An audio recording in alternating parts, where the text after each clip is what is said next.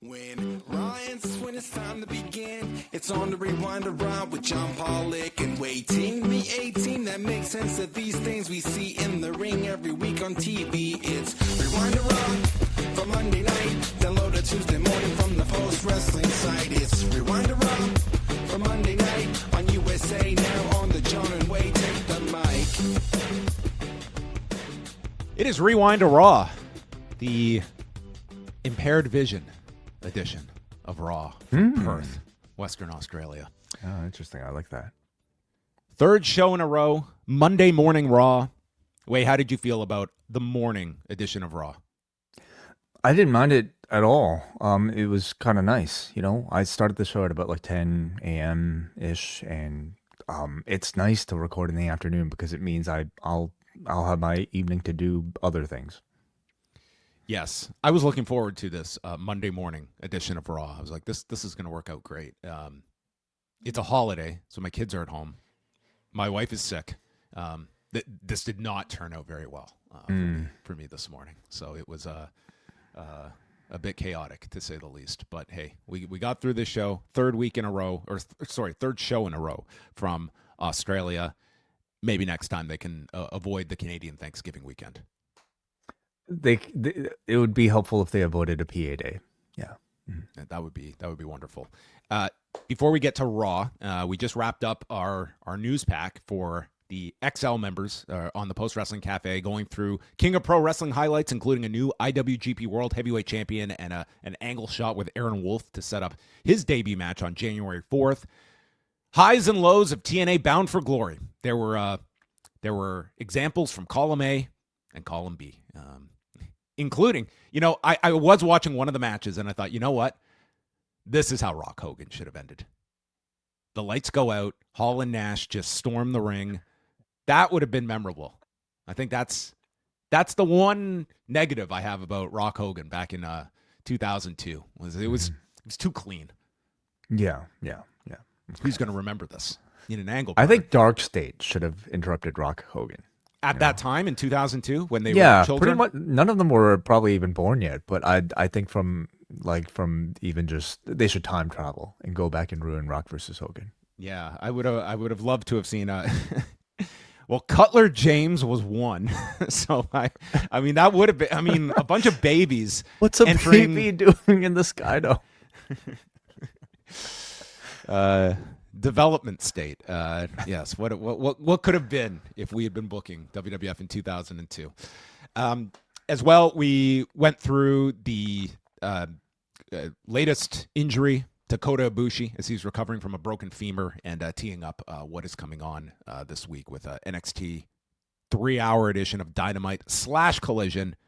Impact, whatever Impact is doing on Thursday. We'll have you covered this week. But as we mentioned, later today, WH Park and Karen will have a review of King of Pro Wrestling up at postwrestlingcafe.com. Poison Rana is back on Tuesday night with a review of NXT.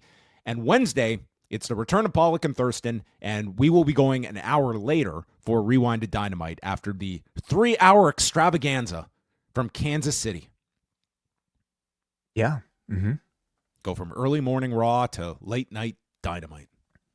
There's a lot of stuff. Yeah. As well, this week we've got on the Post Wrestling Cafe a review of Peacemaker Season 2. It's the return of DCU later, with Rich Van and WH Park. They'll be talking about John Cena's latest major television series. I've heard. I actually haven't heard like so much response to it myself because I haven't necessarily been seeking it, but. I'm certainly interested, and I'm curious, especially for their opinions on the finale, which I have heard has been at least pretty interesting. Pretty interesting. As much as I could say. That's so cryptic. Mm-hmm. Okay, well, leave it to WH and Rich to determine if you should watch this series or not. And Thursday, Rewind-A-Wai will be covering the 1992 G1 Climax. If you had not corrected me the other day of what we were reviewing, I was absolutely going to watch the wrong thing for this week's show. So thank you for that correction. I can't keep any of this stuff straight at this point. I don't blame you. Wai gives me he just says, watch this, and I do it. That's all. That's how this works. But yes, we're going back 33 years to the G1, starring Masahiro Chono and Rick Rude. What does a G1 featuring Terry Taylor look like? What does a G1 featuring Steve Austin look like? That to me is somewhat appealing. And I know I'll probably be underwhelmed by whatever match we're getting to see, but still, it's Steve Austin in the G1. Yeah. Imagine he had done his big promo after the G1. Talk about your Chonos. Talk about your Hashimoto's. Steve. And none of the Japanese fans would know what he was saying, and it would just be into the dust. But yeah, we will be talking about 1992 G1 coming up this Thursday. On to Raw at the RAC Arena. And we had Michael Cole announcing 13,737. He's accompanied by Wade Barrett on the call. Outcome, The Vision. And this would be the show all about The Vision and the Seth's a Wanker chant that is sadly going to be copied by every American audience afterward, I think, after this. I'm not so sure. I'm not so sure about this one. What original chants do any American audiences come up with? Everything is when do they go overseas again so we can find some new things to do? Like they're still coasting off the singing the guy's name from the European tour at the beginning of the year. No doubt, but wanker is such a, like a UK Australian type of phrase that I just don't necessarily think it'll have the same. I think they'd be willing to borrow this. If they had called him the C word, there might have been a little hesitancy. I think. I don't think American audiences can get away with that one as cleanly as a UK crowd could. But I mean, you're not going to get that chant here in Australia, probably. Yeah, I don't know if Wade Barrett would have been repeating that one on commentary. I'm afraid I've got some bad news. You. So Seth laughs it off, calling them wankers, and the crowd they were kind of like, ha ha ha. They enjoyed this. Oh, this baby faced him for sure. Yeah. Well, Seth, who was he was dressed as like my grandparents' couch. Like the upholstery was just turned into this like Sherlock Holmes looking jacket here that he had. I mean, it was quite something. He goes through each member of the Vision. He talks about Paul Heyman being the GOAT. He is a blessed man for being in Paul's presence. And Paul kisses him on the cheek. The crowd chants kiss, so Rollins kisses him on the forehead. Braun, he turns his attention to. He tells him, do that tweak. And Braun, who just feels like I'm a goddamn puppet for this man, takes off his glasses and he does the most forced tweak where he just knows that I'm just like the toy at the party to be shown off to. Like, do that thing you do. This is when he made his decision. I mean, yeah, there are some times that WWE, they're so obsessed with surprises and things that you never see coming. If you were paying half attention to this show, everything led to this closing angle. It was laid on so thick. The only thing was I was not expecting it to happen when it did. Mm-hmm. And that was the surprise element. But they were going so heavy that it was so clear that the fracture is occurring. So anyway, he sorry, you were going to say. I was going to say, especially if you, if you watch really any of them, but especially Paul Heyman, in like digging for photos for the thumbnail for this, I mean, they got some really great shots of Heyman, just like you could tell in the background, eyeing specifically, not just Rollins, but the championship in particular. And so, is that WrestleMania? Yeah. Seth Paul Heyman, Seth Rollins? Yes. Yeah, perhaps. Mm-hmm. He praises Breaker as the future of this industry. And just the look Braun had about the emphasis on future.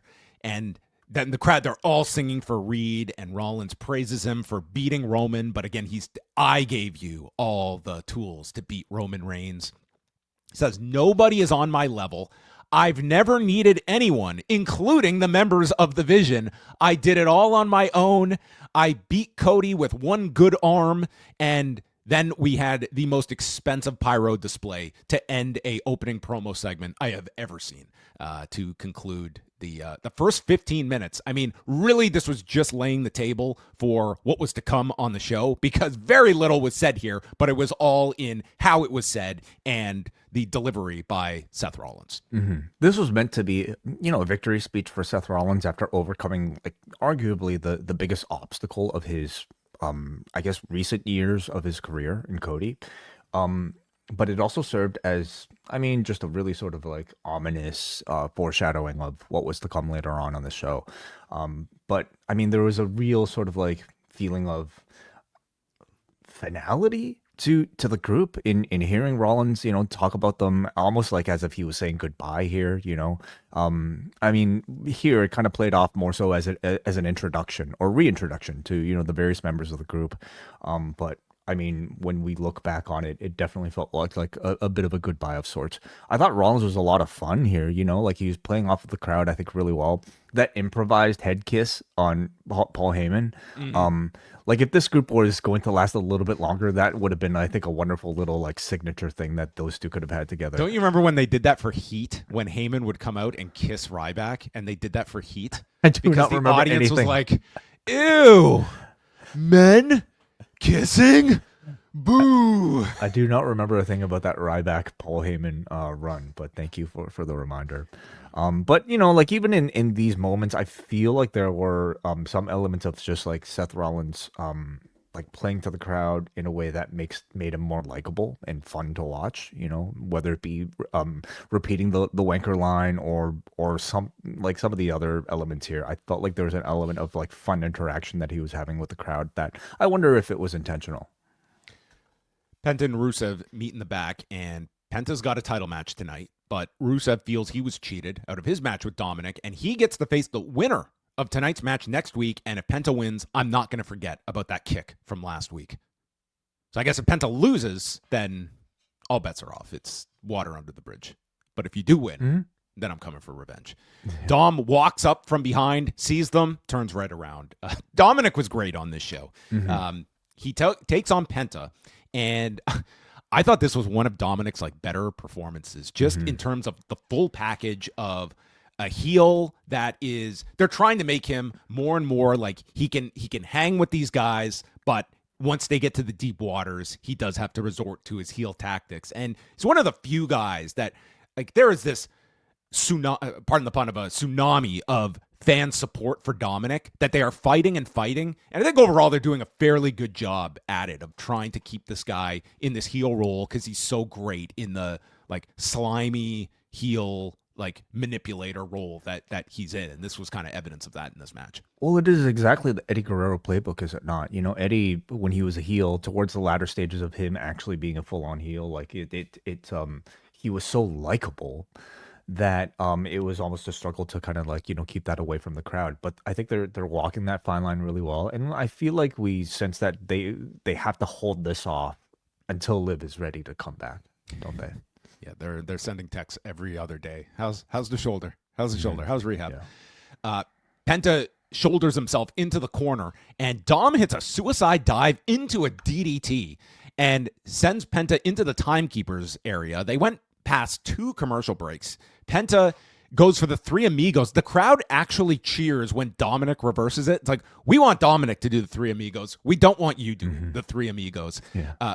Penta would avoid a 619, hits the Made in Japan, and then runs into a Michinoku driver when Rusev comes down, and Penta just lands a dive square on Rusev, and this allows Dominic to go ringside. He grabs the timekeeper's hammer and his title belt, puts the belt in the center for the referee to be distracted by it, and uses the hammer to nail Penta in the knee, places it into his boot to hit a 619. Fans love this, and hits a frog splash in 15:37 to keep the title. And then just the added bonus at the end was he goes to get his belts from the timekeeper. I think this is Fred Ottman's kid, and he just points to the belts. So as he turns his back to grab the belts, he tosses the hammer right back there. Just a nice added touch as well. Again, I think they're really trying to fight a tide here with Dominic.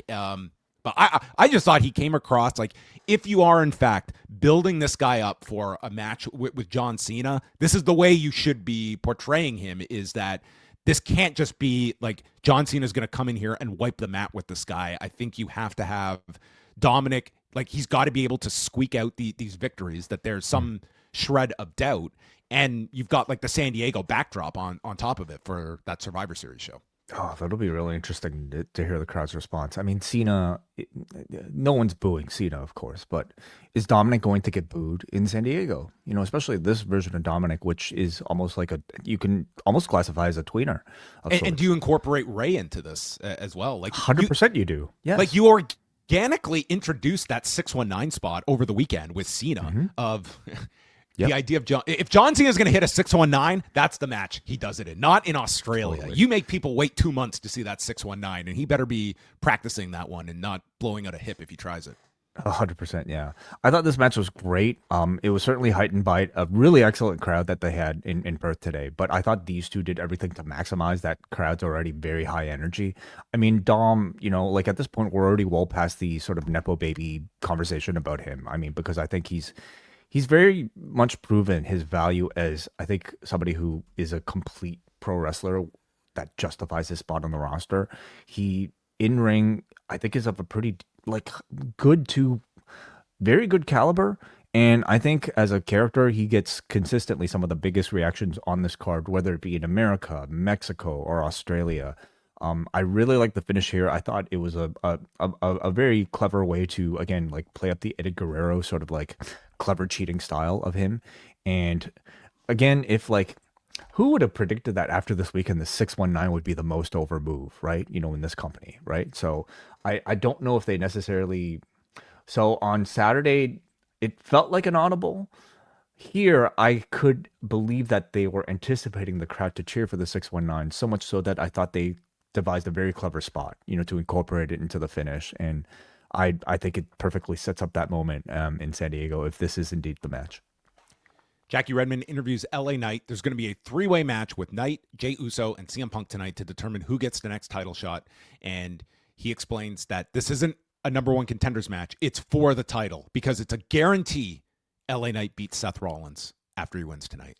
CM Punk enters and LA Knight responds to Punk saying, "You need to accept the isness that is me." The isness. Is that what the kids are saying? I don't know. I have no idea. Backstage, Asuka walks in and berates a Kairi Sane that is beside herself after this humiliating loss on Saturday. And Kairi is so apologetic. She tells Asuka, "I will fix this. I could speak to Io." Asuka doesn't want to hear it. Tonight, Kairi must beat Rhea Ripley. I am in charge. And then Sane moves her hair aside to show this big bruise on her forehead from eating the running boot from Rhea Ripley to protect Asuka. Says, "I did this to protect you." Asuka slaps the shit out of her. In response, this crowd and Kairi are stunned as Asuka walks off. Asuka is just incredible in this role. I can't get enough of these segments with these two. I mean, this slap was just out of nowhere. Yeah, it was amazing. I think these two have just been getting better and better every time I see these sort of segments because, I mean, they and the writers have really honed in on what makes these characters work.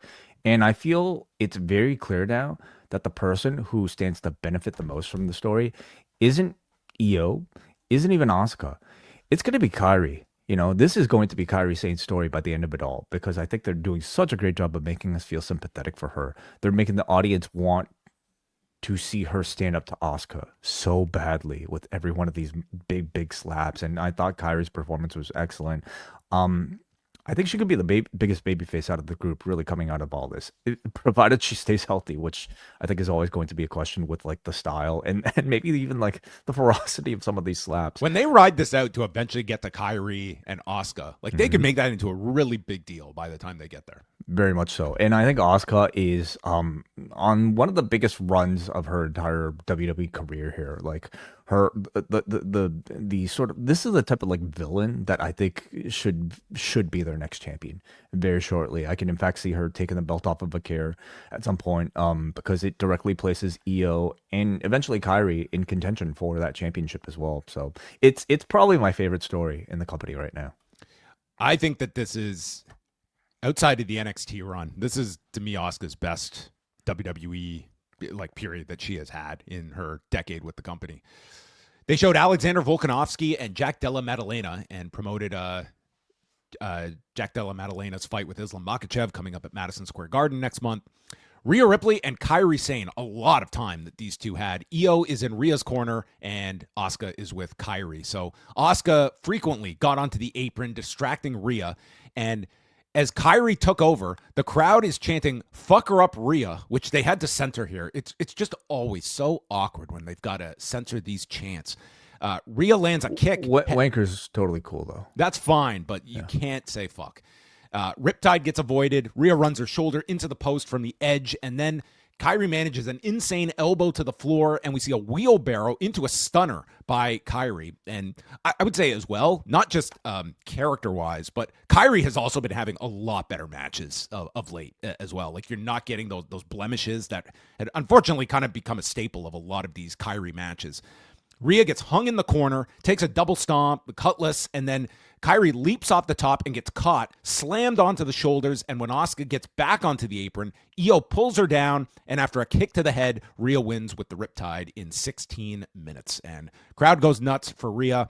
Asuka runs Io into the post, and then Rhea boots Asuka off the apron, clears the desk, but Kairi fights back and nails her with a kendo stick, and Asuka DDTs Rhea on top of the desk. So the Kabuki Warriors stand above the fallen Rhea Ripley and Io Sky, and obviously a continuation of this program, which, again, as they are keeping Rhea away from this title picture as long as possible, they've really stumbled into like this great program that to me is way more compelling than what's going on with either women's championship on either show at the moment.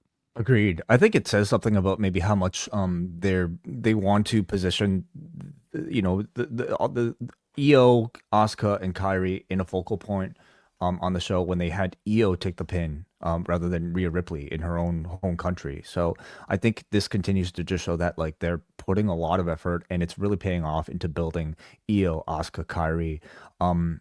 I thought there was very noticeable emphasis from the announcers here to talk about Kairi as a sympathetic babyface here, emphasizing her in-ring improvements. And to me, it just seemed to confirm like the long-term babyface push that they're giving her right now. And I thought all of it was very effective. But match was good. I thought, though, it was the continued hints of Kairi's character work, not just out of the ring, but in ring here. You know, she plays the match really well in her character. Like the match on Saturday, where Kairi looked very terrified of being caught between her best friend and her, maternal figure in professional wrestling. Here, she was terrified of disappointing Asuka again and suffering even a bigger beating. I thought Kairi was, I think the most interesting where we've seen her on the main roster so far. It's also worth noting, WWE, they're doing another show this Wednesday in Melbourne, and then Friday, Saturday, they're doing back-to-back nights at Sumo Hall at Ryogoku, which is where King of Pro Wrestling was today.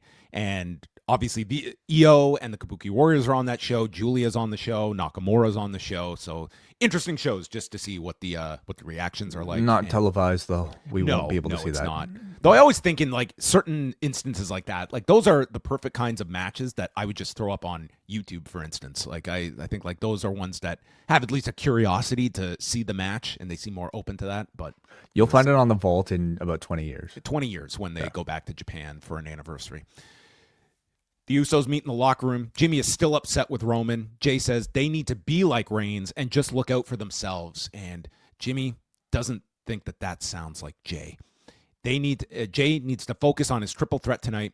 And Jimmy gets upset, assuming that Jey doesn't want to help him tonight and doesn't believe that he can handle Bronson Reed, which if that's what Jey was thinking, he was pretty accurate in that assessment. This guy's got like broken ribs that he's selling from the spear on Saturday, and he goes against Bronson Reed and gets murdered. He gets hit with a world's strongest slam. The jersey is ripped off, revealing the ribs being injured. Jimmy manages the Uso in the wind. Yeah, it doesn't really work as well. Not quite. He lifts on the shoulder. He lifts up Bronson on his shoulders, but collapses and is hit with sentons and a tsunami in 7:38 as Bronson wins yet again in Australia. I mean, for all the talk about when they would go to hometowns or home countries, what an opposite philosophy that has come out of this newer era where they just had the Australians run roughshod this weekend. Yeah, very different. Good stuff. I thought the finish the match went an appropriate time. I like that the finish wasn't drawn out for near falls. You know, you had Jimmy Uso stupidly going for a Samoan drop on those bruised ribs, and it created a very good dramatic reaction anytime you have somebody try to lift up somebody heavy, much less on that rib injury. He fails, and Reed just swarms him with the tsunami and just goes right to the finish. I thought that was very good. Like, I think they're doing a great job with Jimmy, like making him push him towards like the status of a Jey Uso at present time. I hate to say this, but I do feel like he needs to get in Jey Uso's shape. One of the very unfortunate things about being a twin is that you're always going to be compared physically to your twin brother. And we know from watching Unreal that like cardio is like, was one of the factors that they were questioning about Jey Uso and whether or not he was capable of, I guess, being in a main event level shape. And Jimmy Uso, I sense that they want to elevate him up to a Jey Uso status, but I also know that this is going to be a company that is going to look towards whether or not he truly wants it enough by looking at, whether or not he can get into that main event level shape that they like, So I do feel like that might be one of the things that they will continue to study. Well, maybe they'll give him this note a week before the Royal Rumble that you've got to get in shape, and then he'll correct that issue quietly, and then he wins the Royal Rumble, like we saw on Unreal. That's it, yes. I mean, Jay corrected this issue in like 10 minutes of Unreal. Braun Breaker comes out, spears Jimmy, and it's a 2-on-1 attack until Jay runs out to help his brother. So Reed nearly overshot him with this avalanche, and the announcers were like, oh no, his shoulder, and he had to sell the ribs, so he's holding that, and Reed is eventually fought off with a super kick, and Jay is upset, telling Jimmy, I told you. I don't know what he told him, but Jay came out here, he got hurt, and then he was mad at Jimmy for getting his ass kicked. Well, Jay suggested going at it alone, which Jimmy did. But then Jay also said that wasn't what I was about to say. So I don't know what he was actually about to say. Oh, I took it he was annoyed that I've come out, now I'm injured going into my match. It's like, I don't know. You volunteered for this. So it's like I ran into the burning building to save you, and now I got burned. It's like, okay. You can't be both a hero and a complainer at the same time. Favorite part, forget Asuka and Kairi. The real gems on this show. It's Bayley and Lyra Valkyria. So I was on YouTube today, and I'm scrolling through, and I saw this post mocking the acting ability of Lyra, and I was like, oh, that's kind of interesting, and I clicked on it. It was our video. I clicked on it. I'm like, it was us talking about it. I was like, wow, they got me. This hooked me in. You were the person making surreal. fun. It was me talking about it with you. I had no idea. So yeah, Lyra here. Let me just take the moment to shout out a couple new editors that we have working for us on our video front, and that's Luke, who's been doing a great job, making these highlights for us on after every single one of these episodes, and Sean, who also edits a lot of these. And so we've just been pumping out a lot more, vertical videos on our TikTok, on our Instagram Shorts. Hard to keep track of it all. Instagram Reels. So please subscribe and find maybe portions of this. Leave a comment. That always helps us out as well. Lyra asks Bayley, okay, you sure that you're good? You woke up okay? I still don't know if I can trust you. Sometimes we're just a little bit off. And if I can't trust you, this is going to be a one-time thing. And Bayley just laughs this off. It's like, oh, we're going to be fine. So Bayley and Lyra against Roxanne Perez and Raquel Rodriguez. To emphasize this confusion from Bayley, Michael Cole shares us that some days he gets complimentary texts from Bayley, and then the next he gets angry texts from Bayley. Mm-hmm. This is how this works. Yes. Mm-hmm. The crowd is singing for Bayley. She's working with Lyra. They're in control. And then they get the heat on Bayley.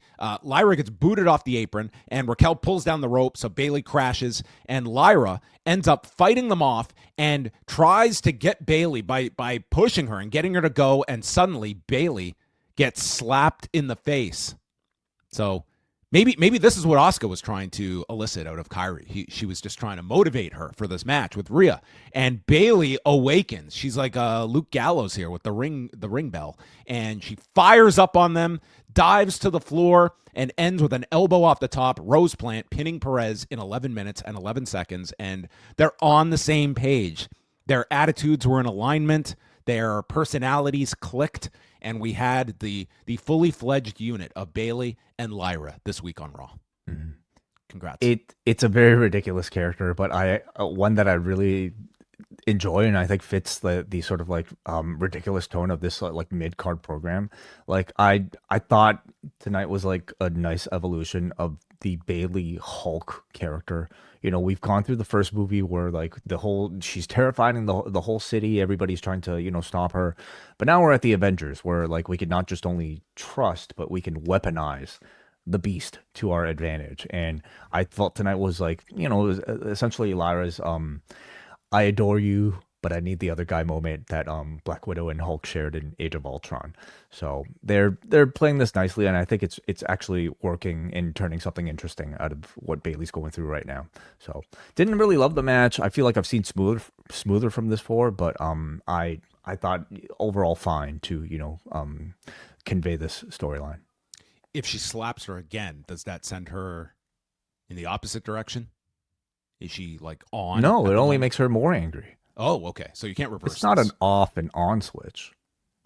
I mean, that's kind of the character, right? She's got dual personality.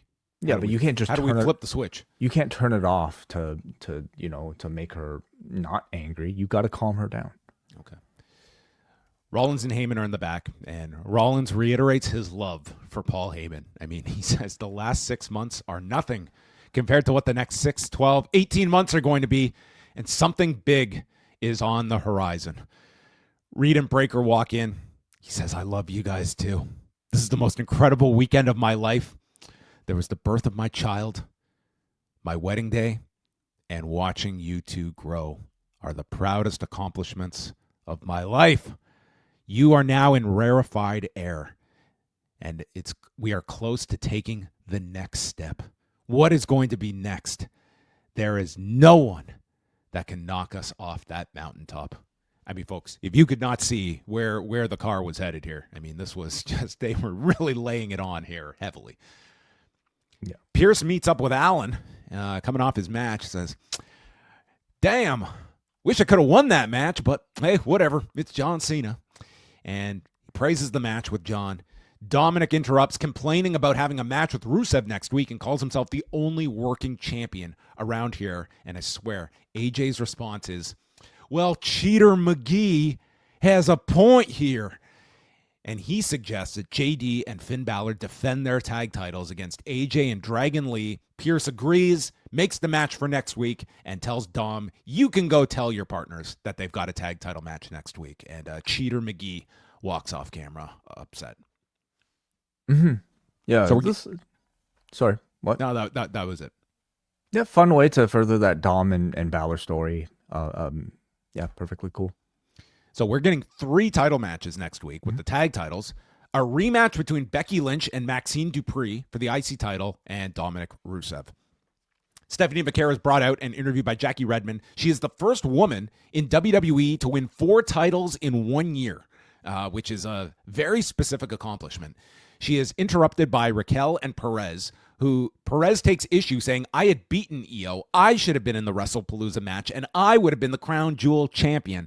And a lot of MMA math to get to this challenge that is made. But Roxanne will not face Stephanie on her timetable. You will face me on mine, which it's been a while since we have done the I'm the challenger and I will dictate the terms of my title challenge, as was introduced here by Roxanne Perez. Yeah, well, they pulled it out here. Yeah, I feel they have quite the gall to try to pump Roxanne up for a world title match after just showing her getting pinned. Like within, I feel like the half hour of this particular show. I mean, Roxanne at this point really is like the weaker position as the weaker person of her tag team with Raquel. And I understand that they want to be protective of the giant, But I do think they needed to have treated Roxanne a little bit more carefully with their booking to justify this escalation, this interaction right away. Because something like this just completely I mean, it's already a mockery, whatever sort of ranking system that they have, but this even kind of makes that just highlighted a little bit more so. So didn't really love that. Of course, they're probably going to give Roxanne a few more wins coming off of this, but I think they needed to do that prior to this interaction. For Vicaire, I mean, we all know how great she is in the ring, but I think it's these talking segments that are probably just as big of a challenge for her personally every single week. We've seen her deliver good solo promos. During the Stratton feud, we've seen one-on-one interactions, but that wasn't necessarily heated. I felt like against a full-on heel here in Roxanne Perez, we got to see, Vicaire actually do some real trash talking. And I thought she conveyed some pretty good confidence, that felt believable. And I thought she overall sounded really good, So other than that last line, what did she say at the very end here? I missed the line. I will wait something. Like she said, Stephanie says basically, I'll wait. And then she said something that I couldn't really make out. But otherwise, she's been sounding great. And no doubt she's been probably spending a lot of time working on her promo ability, which I think has paid off. The screen was also engulfed by smoke. I felt like we were watching like the Dungeon of Doom here for Halloween month. Well, there was a lot of it out here. Couldn't get over this. Mm-hmm. Main event is Jey Uso, LA Knight, and CM Punk. So Punk was there like all weekend, but they saved him right at the end of the 3 nights in Perth, and this crowd went insane for Punk. He comes out. They cut to what I can only imagine is going to be this woman that they caught in the crowd is going to replace the man that reacted when Punk returned at the United Center in 2021. She's got a sign that she's waited 19 years to see CM Punk, and she is in tears during his entrance. I mean, this was a level of emotion you don't see for too many arrivals. So as the music ends, they continue to sing Cult of Personality, and the crowd's just going wild at the beginning for Punk. Kind of like a standard 3-way match. He attempts a GTS very early on, but it's turned into an inverted DDT by LA Knight and into his leaping elbow. Knight would scale to the top, superplexing Punk, and then Jey immediately goes for the Uso splash to Knight after he lands from the superplex, getting a 2 count. Punk gets sent into the BFT, and then Jey goes to the floor, pulls LA Knight out of the ring, and sends him into the steps, allowing Jey to climb to the top. Punk gets the knees up for the Uso splash, and then to the GTS, where Punk pins Jey Uso in 13 and a half minutes, becoming the number 1 contender for the World Heavyweight title. Good match. I thought they all worked really hard.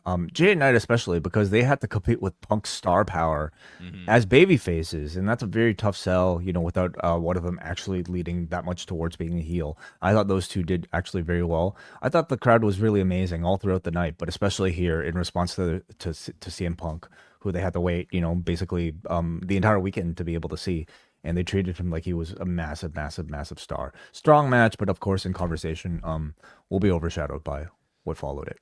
Yeah, so you had several minutes to go still in the broadcast. So the Vision come out, and Braun sprints down the aisle, spearing Jey, and then runs around the ring, spearing LA Knight. So they are dead.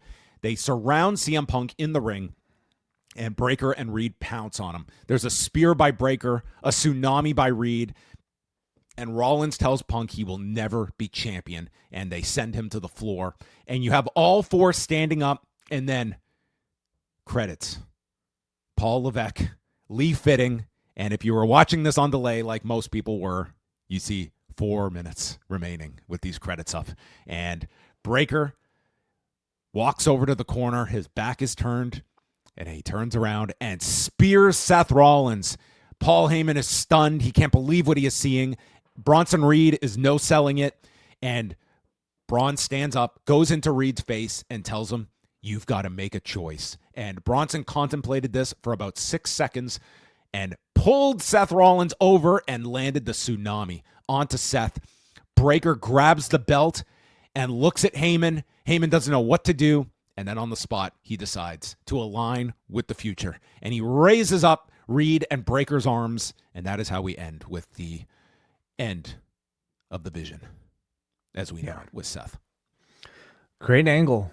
Very strong angle to end the show, and certainly disrupts like a lot of like where you come out of this, because it really like muddies things to get to this Rollins Punk match out of this. And you would think also like throws out like that potential of the Vision together for the War Games match as well. Yeah. So again, shocking, I think, because if you watch this show, you knew the turn was coming. I didn't think they would be doing it on this show. You knew the turn was coming the moment this group was formed, right? Eventually. But yeah, what's shocking, laid it on so thick on this show. Like it was like not even knowing that they were doing the turn. Like I had no doubt that we are getting to the end of this group. It was just a question of when. And I think those are the kinds of surprises that are good. Like you can see something is coming, but you don't know when it's coming. And I thought like it was a really well executed angle. It's just where you go from all of this of Seth being on the outs here and what you have lined up. Like this guy has been the top heel on, like really he's pretty much the top heel in the whole company that you're now doing this turn with. Yeah. The shocking thing about it is the timing of it, because I felt like there was certainly still a lot of life left in the group. There's still a lot of life left in Seth Rollins as a heel. And so you're left asking a lot of questions about what this means for his status as a heel, what it means for the status of Becky Lynch by association as a heel. She's obviously likely to stick with her husband. Does that mean Becky turns back into a babyface? What does it mean for War Games, With this being so fresh, I also don't think we can entirely write out the idea that like this might have been done due to other factors. We don't know like whether or not he might actually be suffering from any sort of injury that we don't know about. Or could this all be a setup for the other biggest ruse of the century, John? I hate those angles where it's like you murder a guy and it's a joke. I don't see that being the turn here, because I think it just comes off like really lame at that point to do something like that. Yeah, I just don't write it out. I don't write out that this could be a legitimate reason for this turn happening at the moment. But no matter what, I do think like Braun Breaker is certainly more than ready to be in this position as being a focal point of a faction. I think Bronson Reed essentially kind of takes a step up to himself. We've already had a bit of an audition. This weekend was about these two. Like this whole weekend was about these two guys and getting them to the next levels, beating Roman, doing the turn, and like they are advancing. Like you can look like these were pivotal shows for like the Vision storyline, and you definitely have a lot of questions about various directions of where you're going after this. Because I do think in the immediate, like this would take, like if Rollins and Punk was penciled in for Saturday night's main event, like that doesn't feel like the match coming off of an angle like this. It almost feels as though it's like a loose end we've got to tie up now, because the bigger story now is like Rollins with Reed and Breaker. But it was a very good edition of Raw. Great crowd in Perth. Really a great crowd in Australia all 3 nights. And you had some very good performances here, I thought, from Dominic, Asuka, and Kairi with their continued involvement with Rhea and Io Sky. Big angle to close off the show. And yeah, their turnaround is 3 weeks when they've got Saturday night's main event. So that will become the next show to build toward, and then Survivor Series at the end of November. Yeah. Mm-hmm. Okay. I forgot to put up a feedback thread, so I am going to make the. You're running low on time anyway right now. You have a lot to deal with, so I think we should close things off right here. Yes. We will be back on Wednesday. So Pollock and Thurston Wednesday at 1 Eastern, and then Wai and I up an hour later. We'll be up at about 11 Eastern on Wednesday night, following 3 hours of Dynamite / Collision. What episode are you looking more forward to on Wednesday night? Probably Dynamite. Okay. Well, everybody, we will say goodbye. Thanks to all of you supporting us here on the Post Wrestling Cafe. Lots of great stuff coming up this week, and that concludes Rewind-A-Raw.